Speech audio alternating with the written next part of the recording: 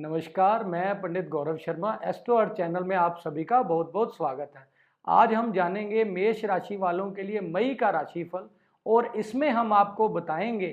कि मेष राशि वालों के लिए हेल्थ कैसी रहेगी, धन की क्या स्थिति रहेगी, लव रिलेशनशिप और मैरिज कैसी रहेगी, बिजनेस में क्या उतार चढ़ाव आ सकते हैं और हमारी जॉब कैसी रहेगी और हमारे भाग्य का लाभ इस मास में हमें कितना प्राप्त होगा। और उसके लिए हम आपको अंत में महत्वपूर्ण उपाय भी बताएंगे। और अब हम देखते हैं मेष राशि वालों के लिए गोचर में ग्रहों की स्थिति के अनुसार क्या स्थिति बनी हुई है। उसके लिए सर्वप्रथम हम देखें तो मेष राशि वालों के लिए मंगल की स्थिति, जो कि उनके लग्नेश भी बनते हैं, जैसे हमारे दर्शकों को पता होना चाहिए, मेष राशि के लग्नेश ही मंगल बनते हैं। उनकी द्वादश भाव में राहु के साथ अंगारक योग बना हुआ है, साथ में बुध की युति बनी हुई है और 11 मई को बुध देव इनके लगन भाव से गोचर करेंगे और उसके साथ साथ इनके लगन भाव में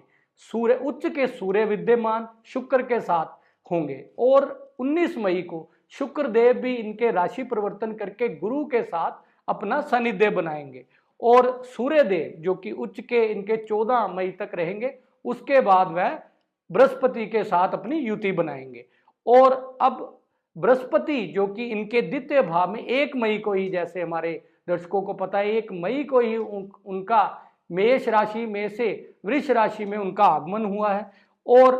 केतु क्रमशः इनके 6ठे भाव में इनकी कन्या राशि में विद्यमान संपूर्ण मास रहेंगे। इस प्रकार से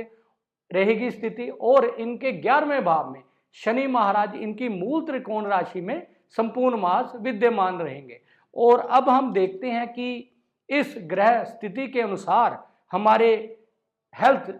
की क्या स्थिति बनेगी या हेल्थ कैसी रहेगी। मेष राशि वालों के लिए मंगल का, जैसे मैंने आपको बताया कि 12वें भाव से गोचर संपूर्ण मास रहेगा। लग्नेश का राहु के साथ अंगारक योग और 12वें भाव में, जैसे कि 12वां भाव हमारी व्यय भाव हम देखते हैं, हर प्रकार के खर्चों के लिए देखते हैं या हमारे हॉस्पिटल के लिए हम देखते हैं। इसलिए हमें इस मास में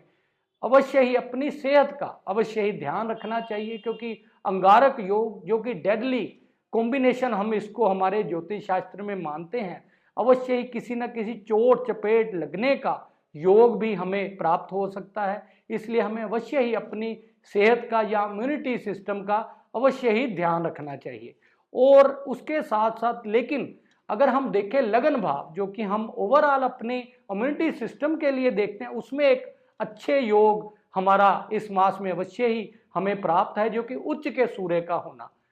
शुक्र के साथ। इसलिए हमें अवश्य ही सेहत का ध्यान रखने के साथ साथ अवश्य ही हमें कुछ सेहत के पर्सपेक्टिव से अवश्य ही अच्छे फल मिलेंगे। और अब हम अगर देखें तो धन भाव की क्या स्थिति रहेगी। हमारे धनेश जो कि शुक्र देव बनते हैं मेष राशि वालों के लिए, उनका लगन भाव से ही गोचर 19 मई तक रहेगा और द्वितीय भाव में हमारे भाग्य भाव के स्वामी बृहस्पति का आना, जो कि द्वितीय भाव के कारक भी माने जाते हैं हर प्रकार से। इसलिए हमें मेष राशि वालों के लिए धन की इस मास में बहुत सुंदर स्थिति बनी हुई है। हमें अकस्मात धन प्राप्ति के कुछ ना कुछ योग अवश्य ही मिलेंगे, क्योंकि धन भाव के स्वामी का लगन भाव से गोचर और धन भाव में बृहस्पति जो कि उनके भाग्य के स्वामी का, इसलिए बहुत सुंदर धन के योग हमें अवश्य ही प्राप्त होंगे। और अब हम अगर देखें तो मेष राशि वालों के लिए इनके पंचम भाव, जो कि हम लव रिलेशनशिप या स्टूडेंट्स के लिए भी देखते हैं, मेष राशि वालों के लिए सिंह राशि जो कि इनके पंचम भाव में बनती है, उनके स्वामी सूर्य देव 14 मई तक उच्च के इनके लगन भाव से ही गोचर करेंगे, जो कि बहुत सुंदर स्थिति के बारे में बताता है। स्टूडेंट्स के लिए बहुत सुंदर परिणाम इस मास में अवश्य ही प्राप्त होंगे, क्योंकि 14 मई तक तो इनके पंचम भाव में, जो कि इनके हर प्रकार के ज्ञान भाव के स्वामी सूर्य नारायण बनते हैं, वह लगन भाव से ही गोचर करेंगे। और 14 मई के बाद भी इनके द्वितीय भाव में बृहस्पति के साथ बहुत सुंदर योग बनाएंगे, क्योंकि बृहस्पति को हमारे ज्ञान का कारक माना गया है। इसलिए स्टूडेंट्स के लिए अगर हम देखें तो यह मास बहुत शुभ संकेतों के बारे में बताता है। और अब हम अगर देखें तो हमारे लव रिलेशनशिप कैसा रहेगा। उसके लिए हम दो फैक्टर्स पे बात कर सकते हैं, जैसे कि शुक्रदेव जो कि हर प्रकार से लव रोमांस के लिए हम देखते हैं, अपने रिलेशन किसी भी प्रकार से हम देखते हैं ऑपोजिट जेंडर के लिए। शुक्रदेव इनके 19 मई तक लगन से ही गोचर इनका रहेगा और पंचम भाव के स्वामी के साथ, इसलिए हमें कहीं ना कहीं नए संबंध का इस मास में अवश्य ही अवसर प्राप्त होगा और अच्छे रिलेशन की हमें प्राप्ति इस मास में अवश्य ही हो सकती है। और अब हम देखें तो मैरिज के पर्सपेक्टिव से मैरिज कैसी रहेगी या हमारे मैरिज पार्टनर से कैसे संबंध हमारे रहेंगे इस मास में, उसके लिए हम देखें तो मेष राशि वालों के लिए सप्तम भाव के स्वामी जो कि शुक्रदेव बनते हैं तुला राशि के, और शुक्रदेव का इनके लगन भाव से ही गोचर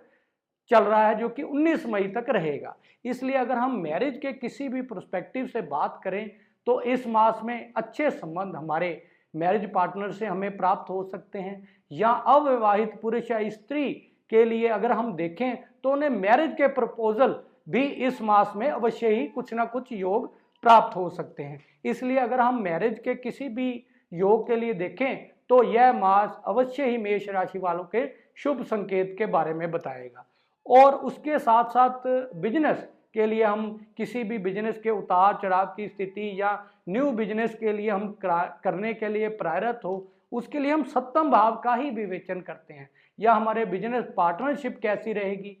यह भी हम सप्तम भाव से ही विवेचन करते हैं। उसके लिए हम देखें तो शुक्रदेव ही बनते हैं जो कि लगन भाव से इस मास में 19 मई तक विद्यमान रहेंगे। इसलिए हमारा बिजनेस में उतार चढ़ाव अगर हम देखें तो अच्छे परिणाम हमें इस मास में मिल सकते हैं, लेकिन सूर्य का जो कि सप्तम भाव पर क्रूर ग्रह की दृष्टि होने से अवश्य ही हमने अपने मैरिज पार्टनर से और अपने बिजनेस पार्टनर से अवश्य ही अच्छे संबंध बना के रखने चाहिए और अपने ईगो